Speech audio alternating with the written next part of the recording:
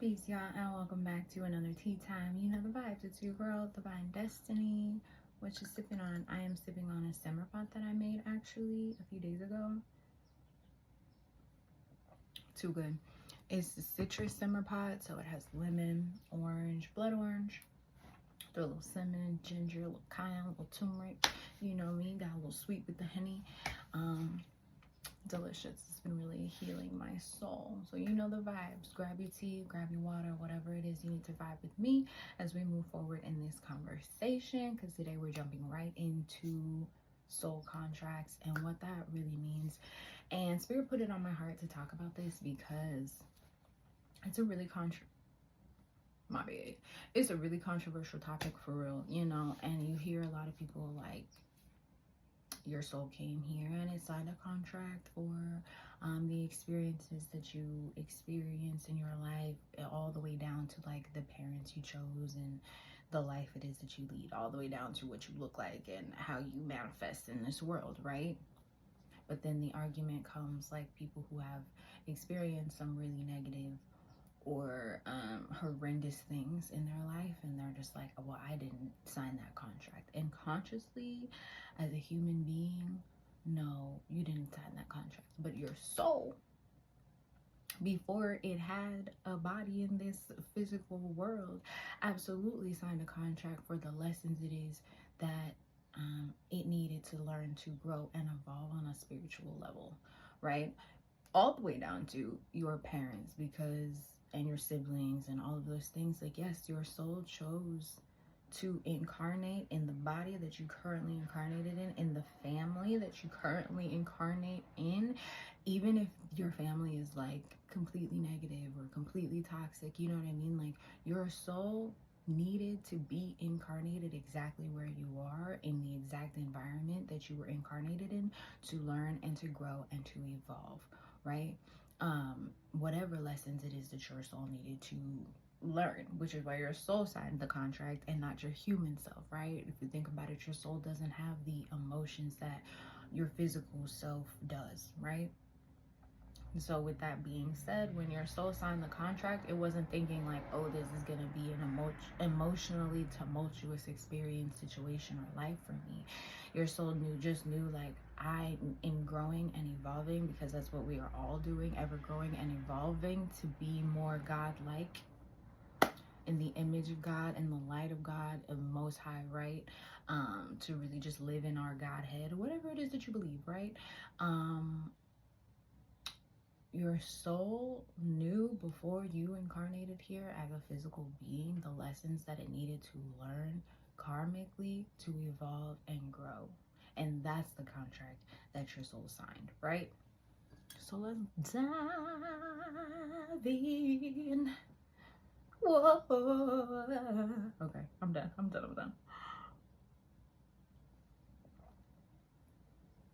You know, I got my notes here. So it says, our soul signed a universal contract of the lessons it needed to learn to evolve spiritually.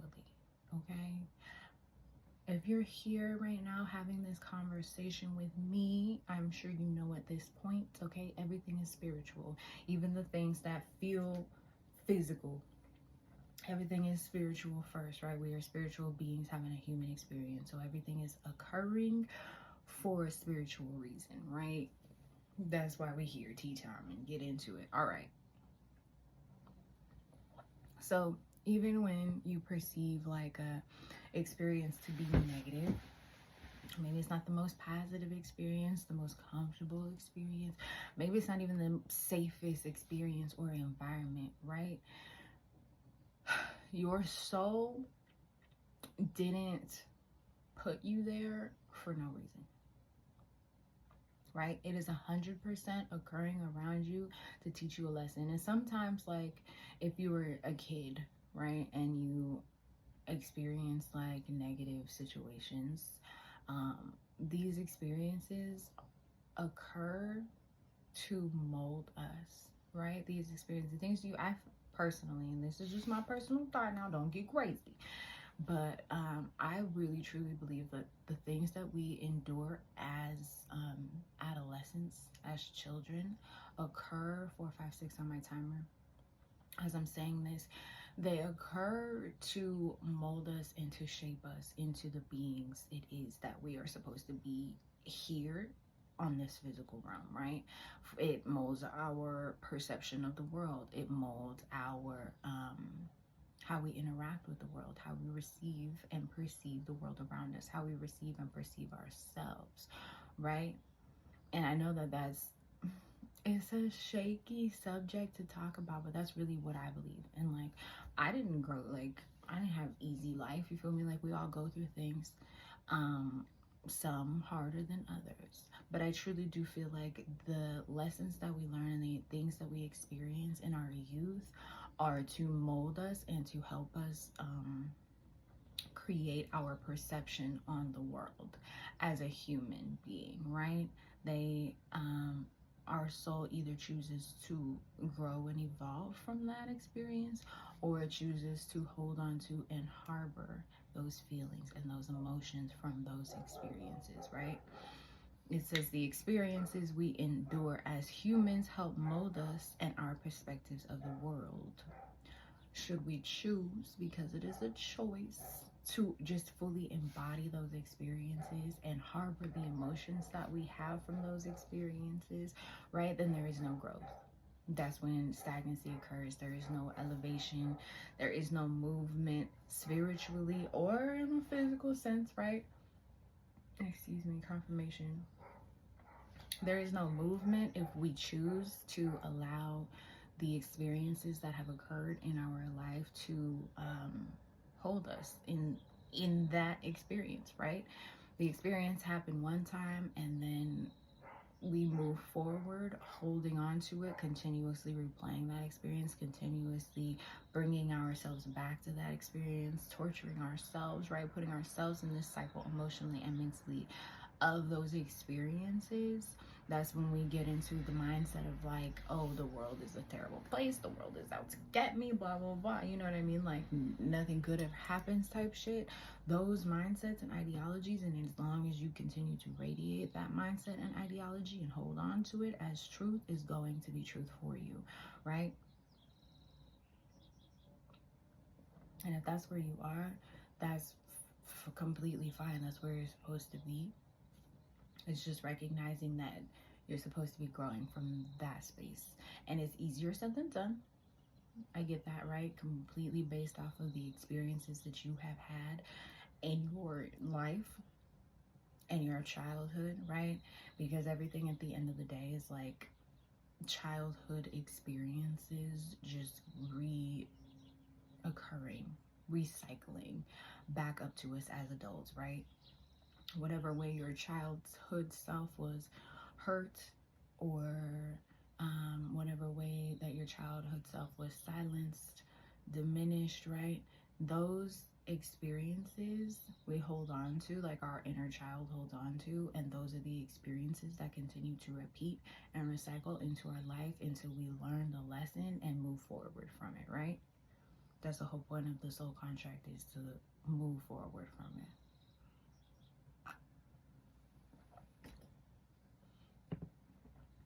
Right? If we choose to heal through these experiences, feel through these experiences, and then release whatever emotions that we're holding onto from them, then you break the cycle, right? You free yourself from the emotional and mental prison it is that you're sitting in because of these experiences, or because of whatever people have hurt you or betrayed you, things like that. You allow yourself the freedom when you release those emotions, when you feel through them, when you heal through them and you release them, then you're allowing your soul the growth and the evolution it is that it came here to experience, right? So it's like we as humans get in the way of our own soul's growth and evolution because of our feelings, our emotions, our innate just our innate like nature to hold on and harbor things that we have experienced or gone through, you know what I'm saying? So like, that's why I'm like trying to tread lightly in this conversation, because I know it is easier said than done to just heal through and feel through an experience, but it's absolutely possible and it's absolutely a choice, right? If you want to experience growth in this lifetime on a spiritual level, you have to feel through the hard things, right? You have to heal through the hard things, right? And because you're gonna sit here in them anyway. I'm like trying to, spirit is like putting words, and I'm like trying to like cipher to say it nicely, but no, spirit's like, say this. So it's like, regardless of if you choose to heal through it, or if you're gonna sit there and continuously repeat the cycle for yourself mentally and emotionally, you're sitting in it, right? So if you perceive this negative experience and you choose to hold on to those emotions and feelings and just relive them and recycle them and repeat them mentally and emotionally in your mind, you're putting yourself through a cycle of suffering regardless, right? You're going to continue to feel them because you're sitting in them. You're just not doing anything with them, right? Because you're not allowing those emotions to be felt or released. You're continuously pushing them down or dimming, like pushing that energy into a corner, pushing that experience into the corner instead of allowing it to come up to the forefront, to the surface of your mind, of your body, your heart, your spirit, and clearing all of that energy out. Because once it's cleared, it's gone. Right? And I know it's like uncomfortable to sit with those feelings. It's uncomfortable to like maybe relive some of those experiences, reflect on those experiences, reflect on our part in those experiences, things like that. But you're going to be uncomfortable anyways, regardless of if you sit there in it and repeat it over and over again and repeating it mentally and emotionally is not going to do anything but allow and attract for those same energies, people, vibrations to come to your life, right? So not only are you mentally and emotionally repeating the cycle for yourself in your mind, you're attracting energies that are going to perpetuate that cycle in your life.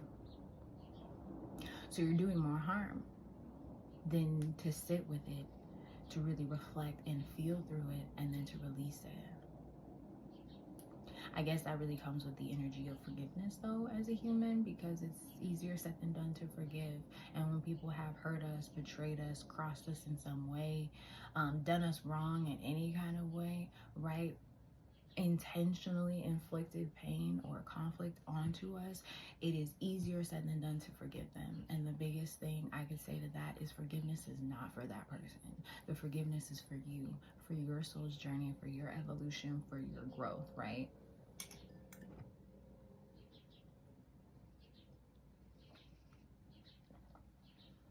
And I think it's important to talk about soul contracts with other people, because right now we're just reflecting on a soul contract that your soul actually, the universal contract that your soul signed to incarnate into the being that you are right now. But we totally have contracts with other beings around us, right?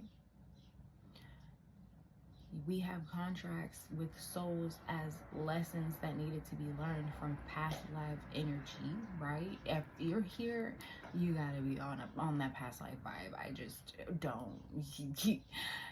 We're vibrating, we're vibing. So I know you have to be on that past life energy, right? So it's like souls that you have, either your soul has inflicted karma on in past, or they have inflicted karma on you in past, and now that is recycling back up in this life. Because why? Because you didn't release it in the last one. So not only do you have the ability to free yourself from the karmic cycles that are occurring in your personal life, but you also have the ability to free yourself from the karmic cycles that occur with certain energies and people in your life, the energies you're attracting into your life, right? Certain souls and beings are brought into our life on purpose, specifically to deliver a karmic lesson to us so that we can heal it and grow it. And it's going to continue to repeat, whether it's the same energy in different bodies or the same body repeating the same energy. Do you feel me? Like, the only way to release yourself from those karmic cycles, whether internally or externally, is to feel through it, right? So there's no point in sitting and arguing over, oh, I didn't sign that contract, I would never sign up to have experienced this experience or have this in my life. Like, no, consciously you didn't, but your soul knew that there was karmic lessons. 1515 on my timer as I'm saying this. Your soul knew that there are karmic lessons that needed to be experienced in this lifetime so that you can grow and evolve spiritually. So even though consciously you might not be happy with the things that you have experienced, right? The only thing that you can do as the conscious being that you are incarnated as here right now is to feel through it, is to heal through it, is to release those energies, those emotions, right, that you're harboring within yourself for the hurts, the losses, the pains. All that energy is only creating more of that energy to be brought to you, right? What it is that we hold on to and what it is that we radiate is what is going to be attracted to us. So even if consciously you're like not trying to receive the same energies on an energetic and vibrational level, that's where you're at, because that's what you're holding on to, that's what you're harboring, right? Especially if you're speaking the spells of life onto your life of like, oh, this is just life, is woe is me, this always happens to me, things like that, you know what I mean? Like if you're continuously speaking the spells to continue to magnify and attract those negative experiences to you, what else can happen? What else can happen? You are the co-creator of your life. So what else can happen if you were speaking that energy on yourself? That's what's gonna continue to radiate into your life. That's what you're telling the universe that you deserve. It's what you're telling the universe that you desire. So we have to choose to write a different narrative for ourselves. What Beyonce say? Life is your birthright. They hid that in the fine print. Take the pen and rewrite it. Okay, take the pen and rewrite the life it is that you want to see, and that can only occur when you rewrite and white out those past experiences. And you can't just put the white out over it and expect it not to happen again. Like, you know, the only way to white out that experience is to have healed through it, right? So that it doesn't come up again.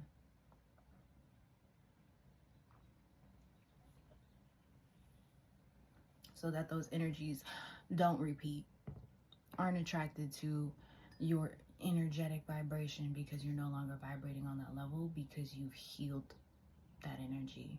And now your vibration is rising because you're moving in the energy of healing. You're moving in the energy of forgiveness, right? Of growth, of elevation. And this is how we move. This is the spiritual journey. Like, I don't know, I feel like that's like the simplest way that I could put it. Like, soul contracts are here specifically for one reason, and it is to give us experiences that are going to crack us open if we allow them to, right? Because we can choose to allow these experiences to harden our heart. We can choose to allow these experiences to like give us this rough exterior, to put up all these shields, to put up all these barriers, to lift up all these walls. And then what are we learning? We're not doing anything from like creating walls, but blocking ourselves from moving forward. Do you feel me? Whereas like if you choose, because at the end of the day, it's all a choice. If you choose to recognize these experiences for what they are and learn the lessons from them, they cannot repeat, because you've learned, you've grown, you knew better, so you do better. That's the message. That's what Spirit put on my heart to really talk about, bro. Just recognizing that soul contracts are not happening to you. They're happening for your growth. They're happening for your elevation. You have to be open to recognizing the cycle that is occurring, why this cycle is occurring, what part you're playing in perpetuating this cycle, and then healing and growing from there. That's the message, man. Stay divine. Until next tea tap.